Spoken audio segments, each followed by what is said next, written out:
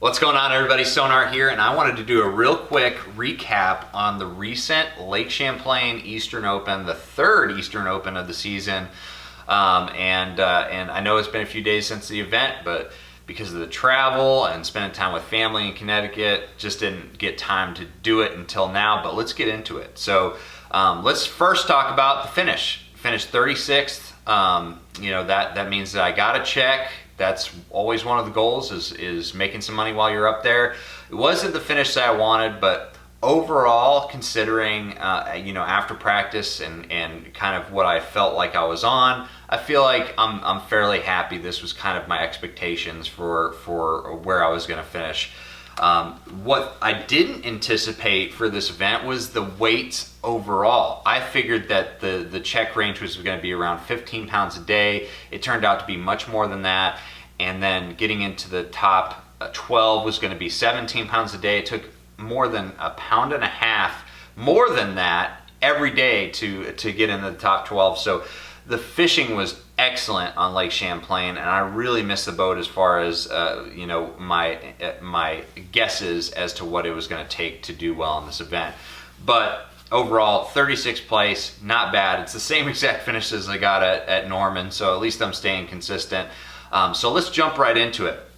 First off, I going into this event, I figured that both a largemouth and a smallmouth pattern was going to be very, very important in this, and that's exactly what I went after. I ended up getting a good largemouth area that I knew that I could catch a decent limit each day right off the bat very quickly. So I had that in the bag, but unfortunately I didn't have enough time to really go and apply some smallmouth patterns and kind of figure out those smallmouth out there in the offshore deal, because we ended up on the final day of practice having a really, really rough and dangerous day out there, and just wasn't able to get out there and idle and fine-tune that smallmouth bite out there. So my smallmouth pattern was a little bit weaker, but I did have enough to start with to go out there and figure it out during the tournament.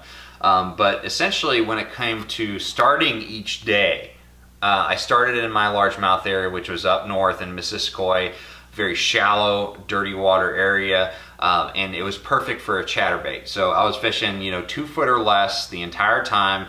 There was a little bit of emergent grass, some eelgrass, hard bottom, and there was also some lily pads as well. And it was the perfect situation for a chatterbait. And chatterbaits are what I threw. I threw a variety of different Z-Man chatterbaits, everything from the Project Z, the original chatterbait, and then of course the jackhammer chatterbait, which was my primary presentation.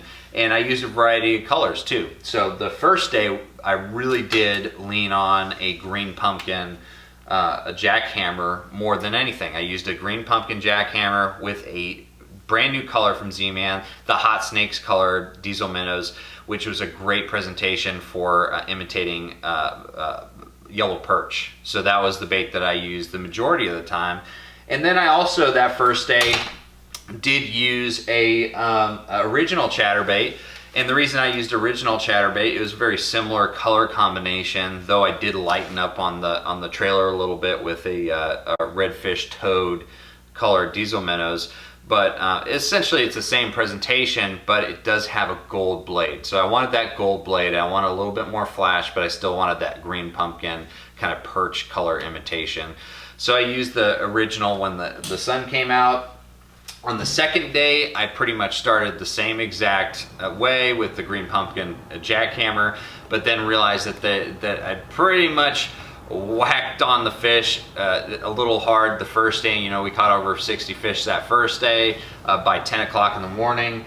And so I knew I needed to make an adjustment. So before I ended up leaving that area, I said, you know what, I'm gonna tie on the exact opposite of a green pumpkin chatterbait and tie on a white chatterbait with a pearl colored Diesel Minnows trailer.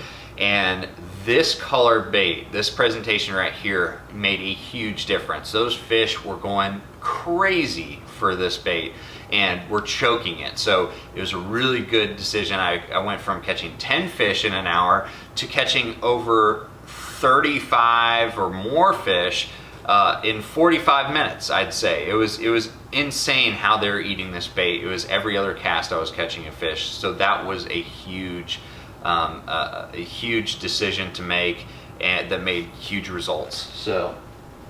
And then overall, as far as the rods and the reels and the line that I was using a Quantum Tour S3 7.3 to 1 gear ratio on all these different rods. I used 2 different types of rods. One was a 7.3 medium heavy Versa Series Fitzgerald rod, and then I used a 7-foot heavy action Versa Series Fitzgerald rod. And the reason for the 7.3 and the 7-foot is the 7.3 was kind of my good overall general purpose, heavy grass chatterbait rod. This allowed me to make longer casts and also control the depth of the bait and also pull it through the grass better. But if I got into a certain stretch that had some very precise casts that were necessary, where there's points and pockets in the grass, that's when I pick up that 7-footer and make more accurate casts and pinpoint presentations, which really made a difference. And then I used 20-pound test Vicious Pro Elite fluorocarbon for that. Didn't need any finesse line for that situation. And then as far as the smallmouth deal, my smallmouth bite was essentially a very deep presentation. I'd go out there and I wanted to focus a little bit deeper than everybody else, so I went out from 35 feet all the way down to 55 feet of water, and I was focused on these large rock piles, these large rocky outcroppings off this very deep point on the main lake in the Inlet Sea, and just used a very traditional presentation that the Northeast is known for when it comes to smallmouth fishing. That's a drop shot. I was using a drop shot with a 1/2 ounce or a 5/8 ounce weight, about a foot leader between the weight and the size 1 drop shot hook, and then I was using the Z-Man Trick Shots. And the Z-Man Trick Shots is a really good presentation because it comes in really good color combinations and also has a great profile to it. I was using the bad shad color for most of my tournament, but I did catch one key fish on the second day on the green pumpkin goby when I realized that those fish were not reacting well to it. When I could see them on the graph, couldn't catch them, I made a color change, dropped down to them with that green pumpkin goby and caught them. So it really didn't seem to matter what color it was. They're eating a variety of things. It just mattered about switching up at the right time to get them to attack that bait. So, and the other components of this system is 8-pound test Vicious Pro Elite fluorocarbon is my main line.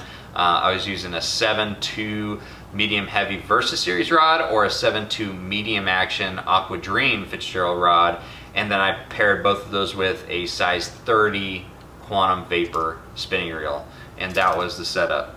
So I'd go out there and really idle around.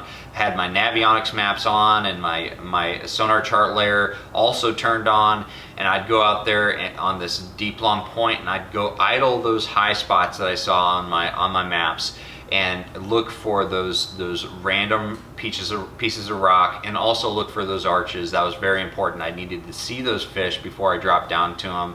And so my Navionics maps were very, very essential to that, as well as my graphs and my depth finders for finding those individual fish, because there wasn't very many fish out there. So that's how I approached that. The first day I caught one smallmouth that would have helped, that did help the cause. And then the second day I caught 2 smallmouth that helped the cause, and unfortunately lost my biggest smallmouth of the day, which was about 4 to a 4.5 pounder that I hooked out of 55 feet of water. Very, very deep water. Got it up to the surface, fought it for a long time, and it just came off. It just lost the angle on the hook and popped off. But that's how it goes, especially with those smallmouth, man. They're just mean fish. But overall, finished 36th.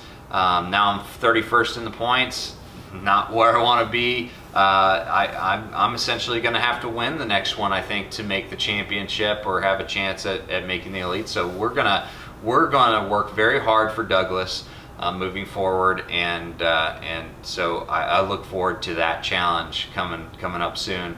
But for right now, I've got to focus on my packing for Alaska. I'm heading up for my 13th season in Southeast Alaska. Very, very excited. I'm going tomorrow.